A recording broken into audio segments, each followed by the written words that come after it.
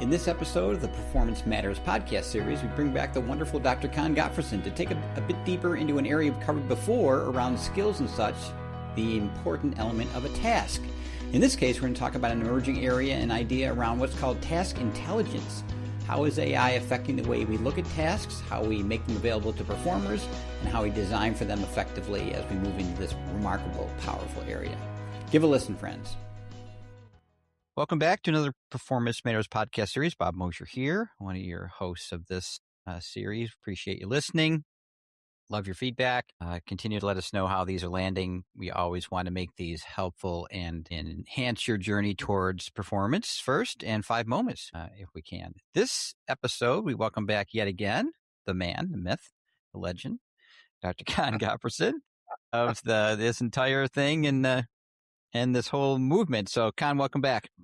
It's always nice to be with you, Bob, and to have a discussion around important matters. And this is something that really does matter significantly to everyone in L&D, the topic today.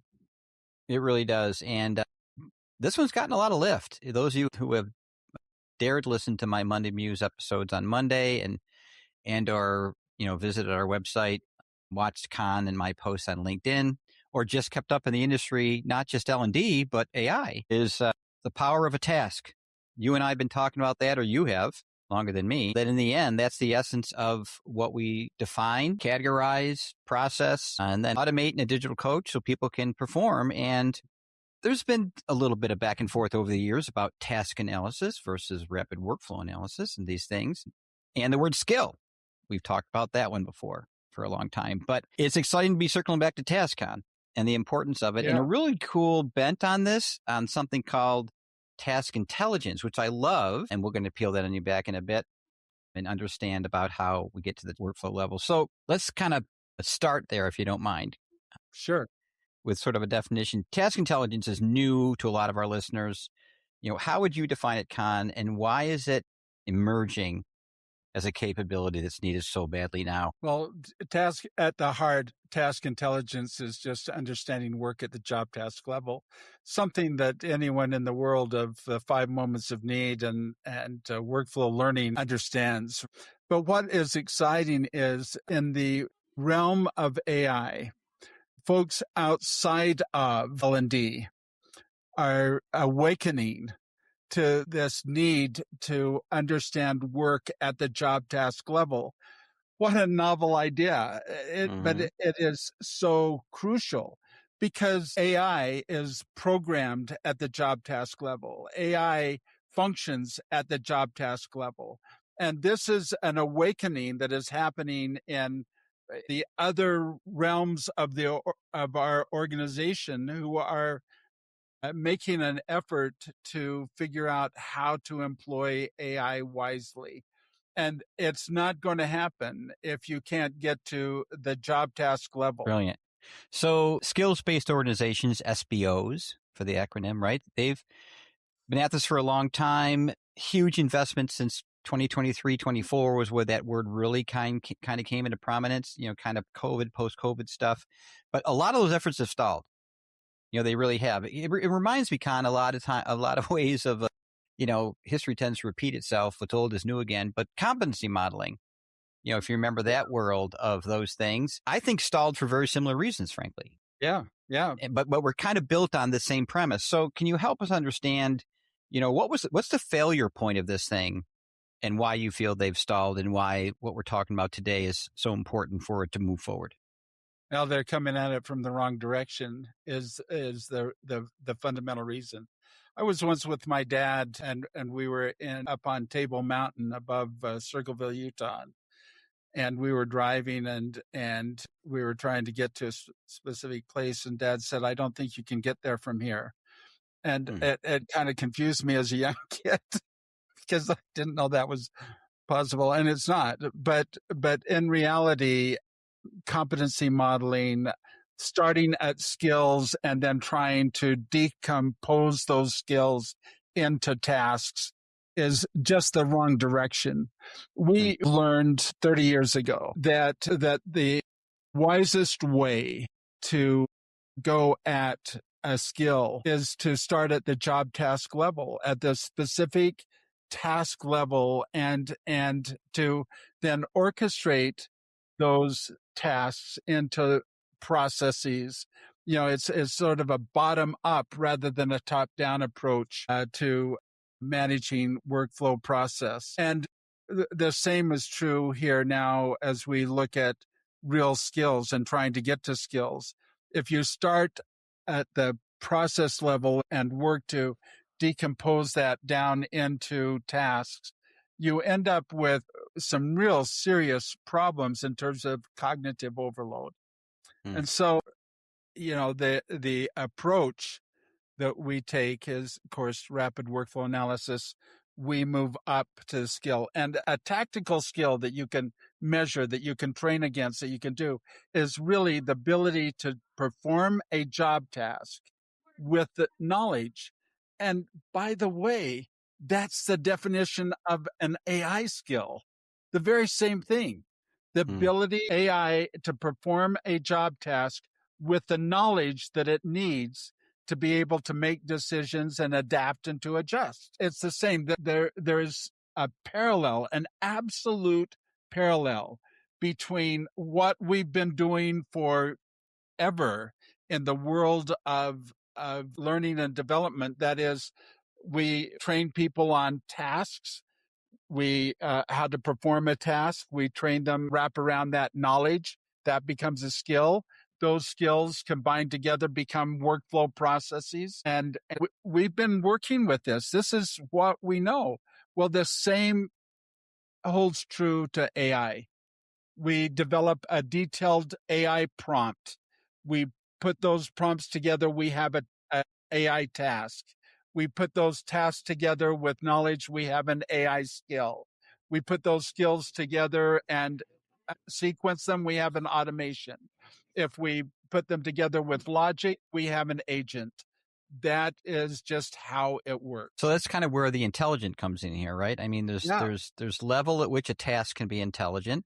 One being when it's linked to knowledge, another being when it has the horsepower of AI to make it more readily available, more efficient, maybe even know to make itself available based on the needs or behaviors or questions someone might be asking. The old adage of push versus pull, right? Yeah. There's a lot of ways in which making tasks intelligent fundamentally and also operationally becomes really important. So there's other aspects of AI that are helping here, though, right? I mean, it's interesting because, and I've had a couple of conversations about this today, actually, is this, the fear of it taking over jobs, the fear of it taking people's jobs, the fear in L&D of it replacing instructional designers' jobs is a part of this. The irony of where we're going with this, though, Con, is we see it also as a remarkable enabler and maybe saving or elevating a lot of those things. How do you see AI in that capacity? Well, elevating is a great word, Bob, because it does. We have in our methodology the ability to look and to identify, based upon critical impact of failure, skills that can be automated, safely automated.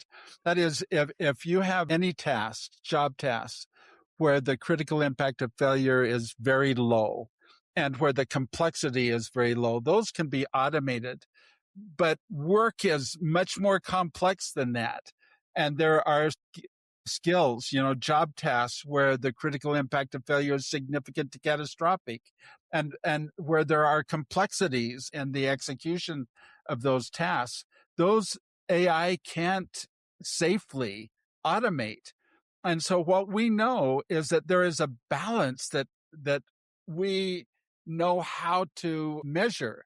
And that balance is, to what degree do we automate or augment job tasks? And in that augmenting, what that does is that may accelerate part of a task, but a human is in the loop doing that, working with that, controlling that, guiding that, and actually freeing up cognitive load to be able to move to higher order thinking in terms of the application and the work that's being done. So, we know that there's a percentage of skills that could be automated, but it's a low percentage. The majority of work that is going on is a blend of AI, human working together. And we have to be able to identify that, and then determine, is it worth, is the acceleration of work, is the help that AI is offering worth the cost of doing it? That very point was brought up today in a LinkedIn post that I did around this area, Con, that you're explaining, and the cost is real. Token burn is hard. The cost of human capital and human talent that we might let go, tacit knowledge, with this being a black and white issue, not one that you're describing as gray. And I think part of the risk too, friend, is that there's times where AI shouldn't be in the loop at all. Right. Right? There are things that we do not want to trust because of the high risk and complexity to even have AI as a part of the human in the loop.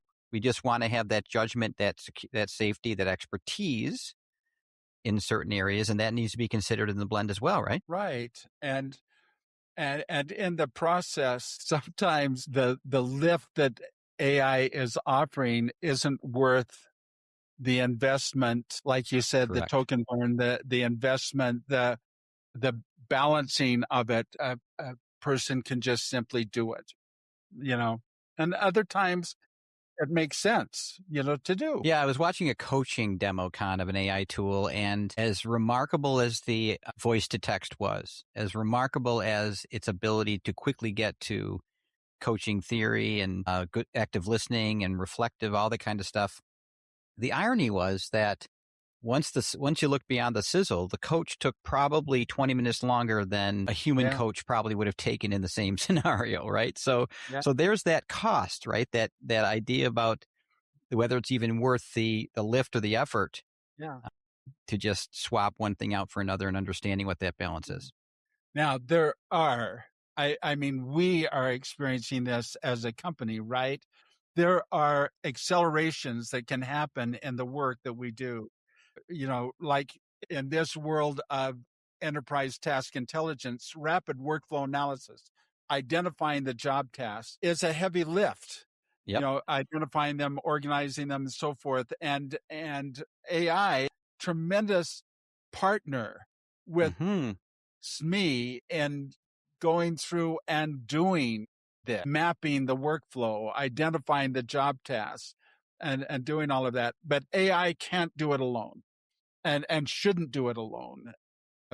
It's dangerous to have AI try to do it alone, but it's powerful to partner with AI, in the process, and it is well worth it. It can move from weeks to hours in terms of the work savings.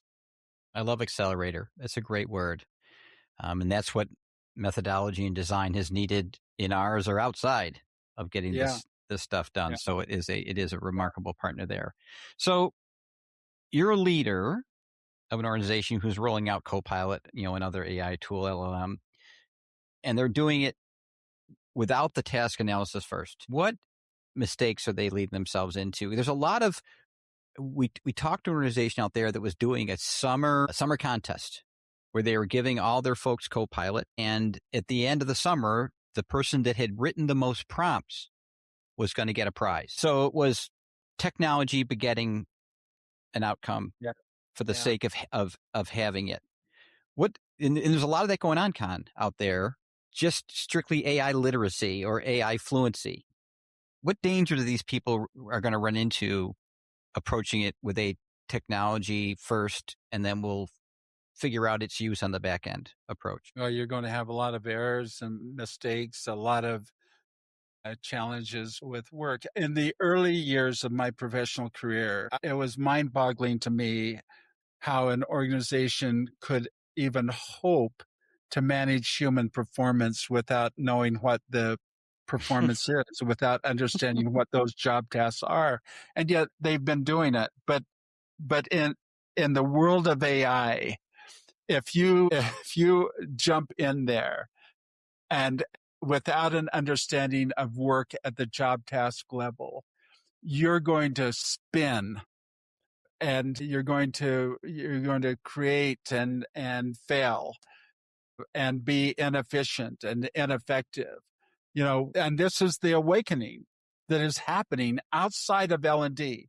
Yes. This is why task intelligence is becoming a conversation within the business, because the realization is that we have to understand work at the job task level in order to employ AI wisely. And then we've got to be able to assess AI impact per job task, the impact of failure, and prioritize and determine to what degree can or should we augment it, and then build organizational capability around that. That's the only safe, sure way of going about this work. And the folks that are best prepared to do this is L&D, because this is in our DNA. We know about performance, about job tasks.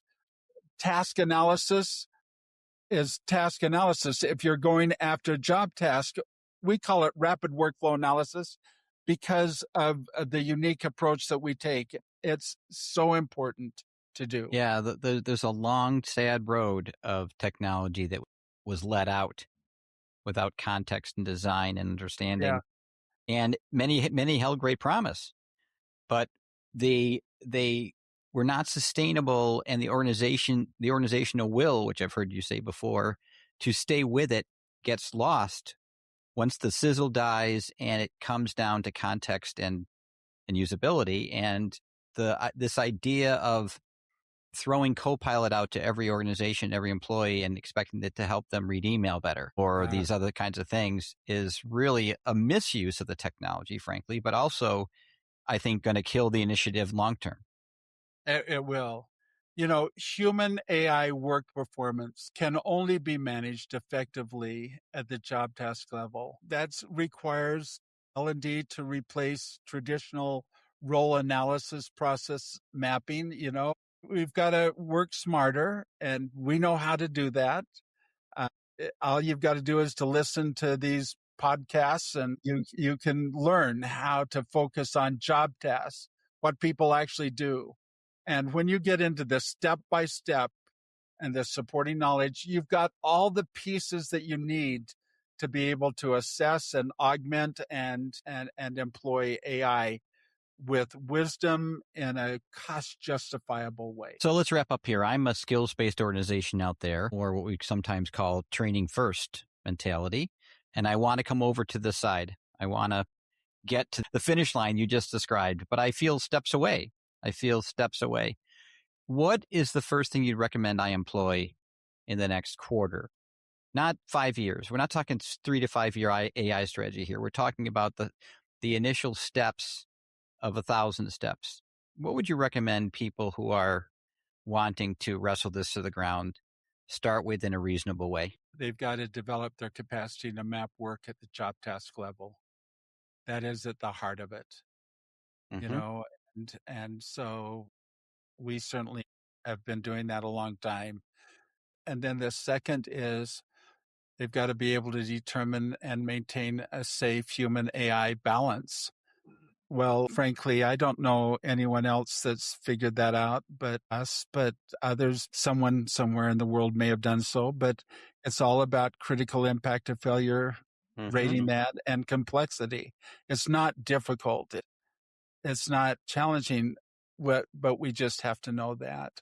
And then the third is that task level insight requires us to redesign work and optimize how we manage work. And that's going to take some doing for us to figure that out. I was reading a Harvard article, Con, just before we started this, and it said that the irony of how quickly this is redefining what work looks like, not just iteratively, but almost, daily, right? And keeping up with that. It's funny because in your answer in the first steps, there's not really a whole lot of technology in there yet.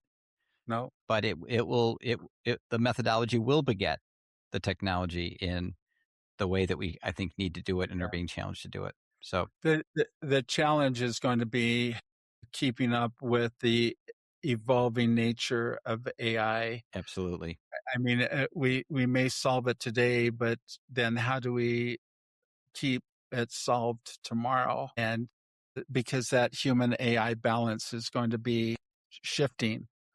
But Yeah. I'll tell you, if you can't see work at the job task level, if you can't map the workflow at the job task level, then you're in a world of hurt and headed toward a messy future. Yeah. How do you adjust, adapt, and react to something that you Yeah. can't see at Right. the rate at which it's changing? So thanks, friend. As always, great work, great stuff. Task intelligence, be on the lookout. A lot more coming on it in this world, not just from L&D, but outside. So let's do our best to keep up with this stuff, Scott. Thanks so much. Great having you here, friend. Thank you. Well, that's it for this episode of the 5 Moments of Need Performance Matters series. We look forward to future conversations around how to best put the 5 Moments of Need into practice. We welcome your feedback and can be reached on our 5 Moments of Need website, which is www.5momentsofneed.com. We hope you're finding these helpful and will subscribe to future episodes. Have a great day, friends.